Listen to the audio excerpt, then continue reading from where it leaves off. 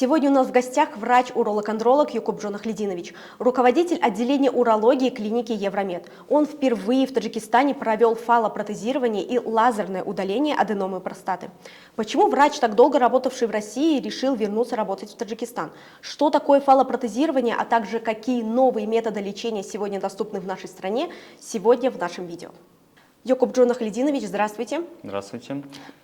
Спасибо за приглашение. Я рад быть здесь и готов ответить на ваши вопросы. Так, начнем с того, что вы долгое время работали в клинике в Санкт-Петербурге. Скажите, пожалуйста, что вас сподвигло вернуться вновь работать на родину именно в клинику Евромед? Да. Почему именно клиника Евромед? Перед тем, как устроиться в клинику, я, конечно же, прощупал почву, я проанализировал все. Клиника Евромед – это единственная клиника в нашей стране, которая придерживается принципов доказательной медицины. Это клиника, которая соответствует европейским стандартам оказания медицинской помощи. И я понял, что в этой клинике пациент и здоровье пациента стоит на первом месте. И отвечая на второй ваш вопрос, почему я работал там и вернулся. Да, у меня была шикарная карьера в Санкт-Петербурге, о которой можно было мечтать. Но настал тот момент, когда я должен вернуться на родину и служить своему народу во благо каждого пациента. Смотрите, впервые в Таджикистане, когда мы говорим о медицине, вообще не часто услышишь такую формулировку. Скажите, пожалуйста, что за операции вы провели в Евромеде? Да, смотрите, мы впервые в Таджикистане провели операцию уже трем пациентам в прошлом месяце, операцию фалопротезирования. Эта операция на самом деле несложная, но раньше этих пациентов отправляли за границу, такие страны, как Иран, Индия, в Россию, со словами, что эти операции у нас в стране не выполняют, но теперь здесь мы можем выполнять эти операции. Мы впервые 3 пациентам выполнили фалопротезирование. Клиника Евромед – это первая клиника, которая внедрила аппарат микродоплер при операциях при варикоцелэктомии. Этот аппарат нам помогает выявить все артерии, которые есть в симоносящем протоке, и тем самым улучшить результаты операции. Да? Мы первая клиника, которая самостоятельно, без привлечения иностранных специалистов, выполнила лазерную инокуляцию гиперплазии предстательной железы. И скажу, что мы первая клиника в стране, которая владеет высокомощным лазерным аппаратом 160 Вт. Теперь, а что же такое все-таки фалопротезирование? Расскажите, пожалуйста. Да.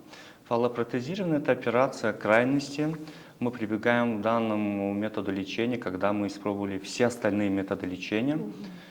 Перед тем, как говорить о фалопротезировании, мы должны объяснить, что такое эректильная дисфункция. Эректильная дисфункция – это заболевание, при котором у пациента в течение 3 месяцев отсутствует эрекция, либо она есть, но она недостаточна для выполнения полового контакта. Тогда мы можем говорить об эректильной дисфункции.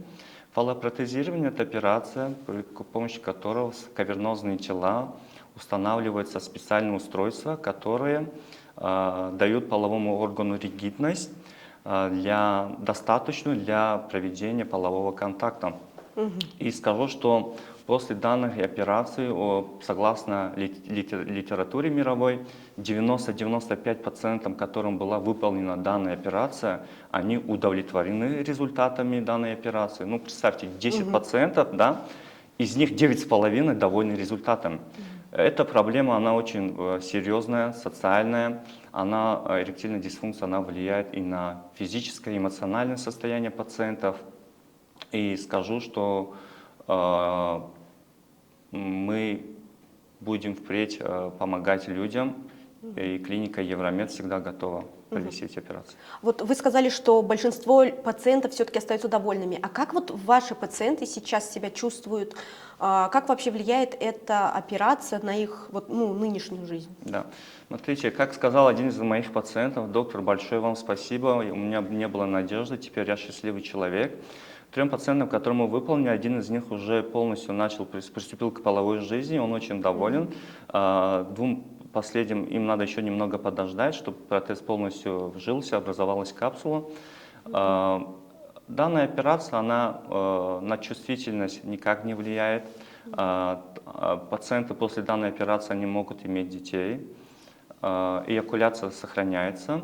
3% у нас было в прошлом месяце на данную операцию, и 4% у нас записаны в этом месяце. Вот буквально в понедельник у нас будет операция с Умаром Юсуфовичем, это директор нашей клиники по фалопротезированию. 4%, 2% у нас с сахарным диабетом. Как известно, что сахарный диабет, она также и поражает в первую очередь сосуды. Это препятствие, наверное. Да. А мелкие сосуды у нас где? В половом органе. Эти пациенты уже давно тоже страдали эректильной дисфункцией, были у всех специалистов, им предлагали за границу, но мы их взяли к себе. Они, кстати, узнали о нас в интернете, пришли к нам, и мы готовы помочь им. Третий пациент у нас молодой парень. Пришел к нам, обратился, тоже узнал от нас через интернет. Он пришел с жалобами, что рассказал про свою жизнь. Он сказал, что был дважды женат. Первая супруга, прожив с ним 1 год, из-за того, что у них не было половой близости, она ушла от него.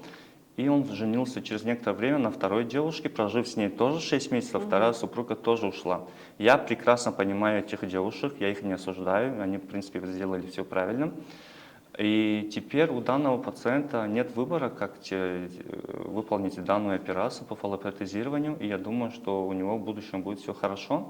4-й пациент у нас мужчина, 55 лет, инвалид 1-й группы. Кстати, как я с ним познакомился?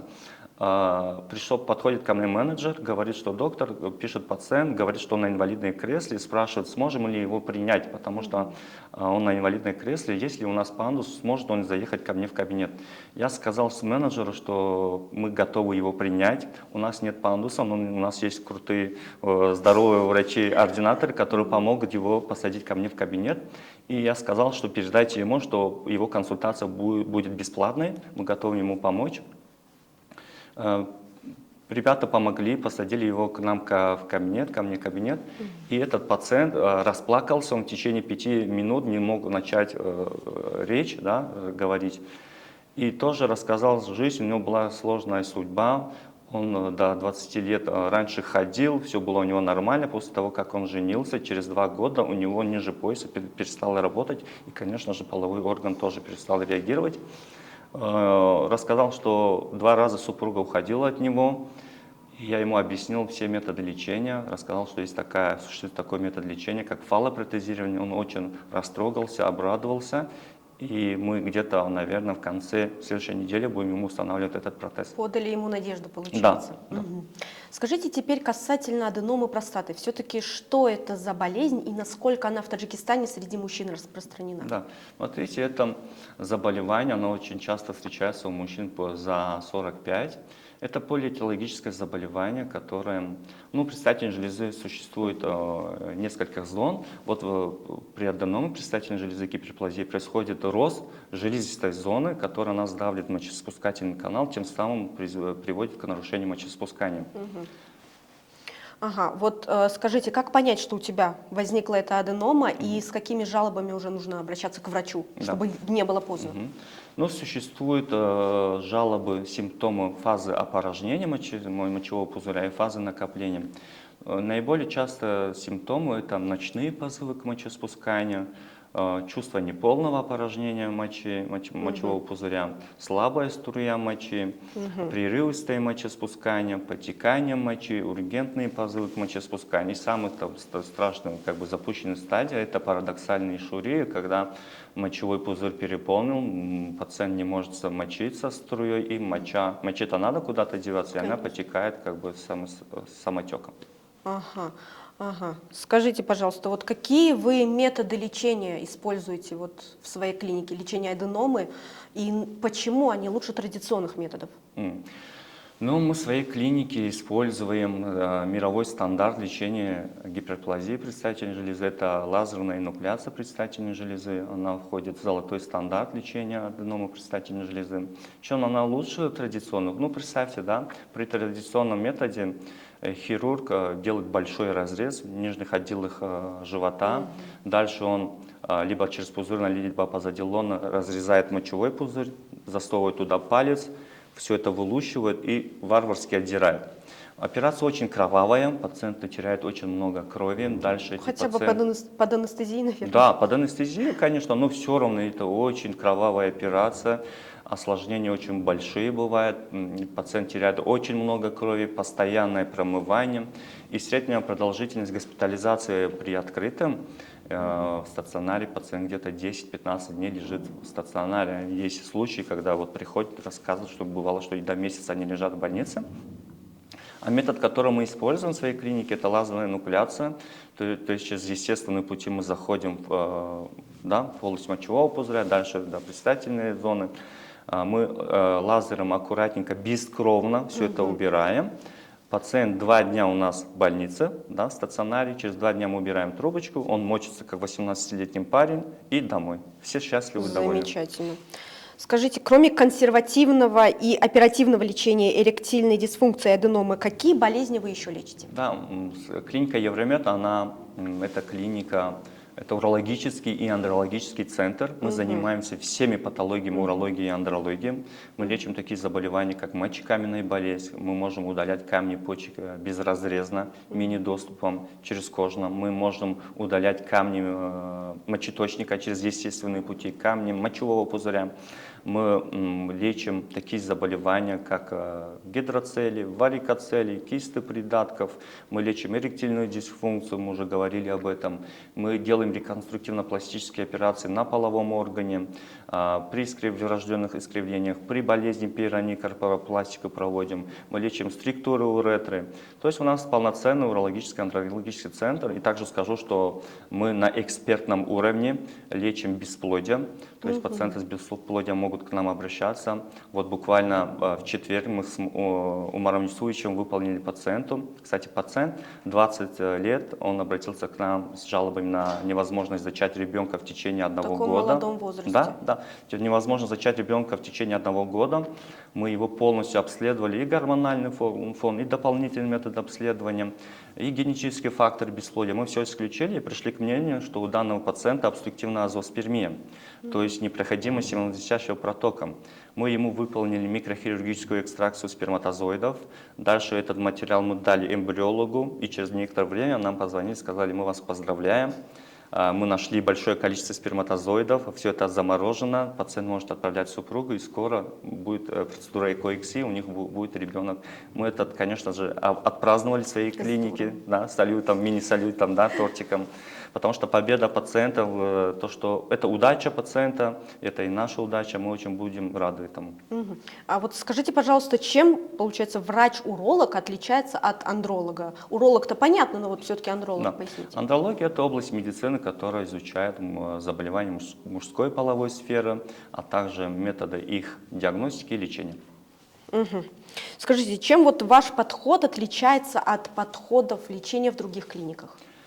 Мы стараемся в клинике использовать новейшее оборудование от лидеров мировых производителей медицинского оборудования. Мы в своей работе используем принципы доказательной медицины. Как и раньше я говорил, что здоровье пациента для нас стоит на первом месте. Мы используем высококачественные одноразовые медицинские расходники, и это все сказывается на результатах нашего лечения. Вот как бы вы оценили состояние урологической медицинской помощи в нашей стране и вообще какое будущее светит урологии в Таджикистане? Вопрос на самом деле очень сложный, но я должен быть честным с вами, вашими зрителями. На самом деле у нас в стране есть очень крутые урологи, вот прям урологи мирового уровня, но их можно посчитать по пальцам 2 рук. Это очень мало для нашего населения, почти 11 миллионов населения Таджикистана, это очень мало. Почему так случилось? Ответа на этот вопрос у меня нет, но перед тем, как устроиться в клинике Евромед, я общался с Умаром Несуевичем, и мы пришли к мнению, общему мнению, что клиника Евромед, она будет научной базой, только так, только научной базой, и мы будем заниматься обучением специалистов, брать врачей-ординаторов, подготавливать их, чтобы после выпуска ординаторов, чтобы каждый житель нашей страны на месте, неважно, Бадахшанская область, Кулябская область, чтобы вот прямо на своем родной земле, по месту жительства, каждый пациент мог получить высококачественную медицинскую помощь. И скажу, что у нас уже 4 ординатора врача, мы их занимаемся обучением, и каждую неделю у нас проходят конгрессы, они нам докладывают на различные темы. Двое из ординаторов у нас первого года, двое второго года. Уже ординаторы второго года совершают прогресс. И я уверен, что после окончания ординатуры они будут очень хорошими урологами. А через некоторое время, когда они получат соответствующую практику, они будут одним из лучших в нашей стране. Так, а какие профилактические меры вы посоветуете нашим таджикским мужчинам, чтобы они все-таки сохранили свое репродуктивное здоровье? Первое – это регулярная физическая активность. Исключить табакокурение, сигареты, кальяны, они должны быть исключены. Ограничить, либо полностью убрать прием спиртных напиточек. Регулярная половая жизнь и коррекция массы тела. То есть они должны как бы не набирать вес. Высокая масса тела, она все-таки на это влияет. Конечно, да. Скажите, известны в нашей стране случаи, когда люди игнорируют даже самые как бы страшные симптомы? Скажите, с какими симптомами они уже должны обращаться к врачу, чтобы не было слишком поздно? Да. Ну, если мы говорим прямо о ургентном как бы обращении к врачу-урологу, то есть вот прям экстренный случай, это когда у пациента прям острая сильная боль в поясничной области, которая не проходит при смене положения тела, которая сопровождается тошнотой, рвотой. Это может говорить о почечной колике. Тогда надо обращаться к врачу-урологу экстренно. Когда у нас сильные боли в нижних отделах мочевого пузыря, это может говорить о остром цистите у женщин и мужчин. Гематурия, кровь в моче, надо обращаться, острые боли в органах мошонки, тогда вот прям надо идти бежать к врачу-урологу. Да. А если мы говорим прям об плановом обращении, все мужчины после 45 должны раз в год обращаться к врачу-урологу для профилактического осмотра, сдать анализ на ПСА, сделать УЗИ. ПСА – это простат-специфический антиген, это онкомаркер, который показывает нам, если что-то плохое в предстательной железе, если он повышен, то у нас будет подозрение на злокачественное образование в предстательной железе. Мы также должны заниматься профилактикой заболевания. Да. Чем раньше к нам обратится пациент, тем результат лечения будет лучше.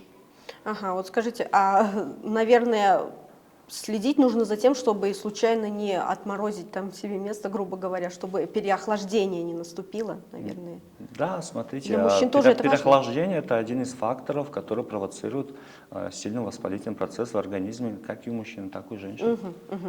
Скажите теперь, какие бы вы советы могли дать своим коллегам, своим молодым коллегам, студентам, практикантам, вот, которые хотят быть лучшими в своей сфере? Да, много читать.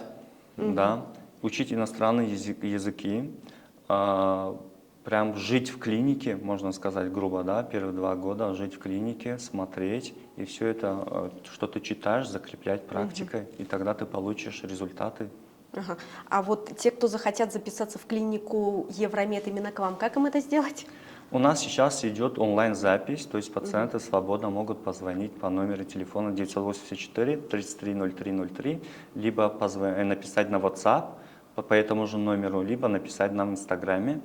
И что касается вот экстренных пациентов, у нас в клинике ежедневно есть дежурный врач-уролог. Если пациент прям сильные боли, там он может к нам обращаться, и дежурный врач может его принять. А если плановый пациент, то тогда на определенное время он записывается, приходит, мы его принимаем. Ну, теперь, может, хотите дать какие-то советы, наставления для наших зрителей? Ну, я бы дал совет беречь свое здоровье, слушать свое тело. Если тело дает знак, что что-то не так, лучше обращаться к врачу. Если вдруг, не дай бог, с вами что-то случилось в плане урологии, андрологии, то клиника Евромед всегда рядом, и мы готовы оказать вам помощь. Спасибо большое за то, что пришли к нам сегодня. Я надеюсь, что наши зрители, наши читатели, все, кто нас сегодня смотрел, для себя узнали много чего нового и в случае чего могут обратиться в клинику Евромед, где сидят такие замечательные специалисты. Да. Спасибо вам за приглашение, мне было очень приятно с вами здесь находиться. Спасибо До встречи. большое.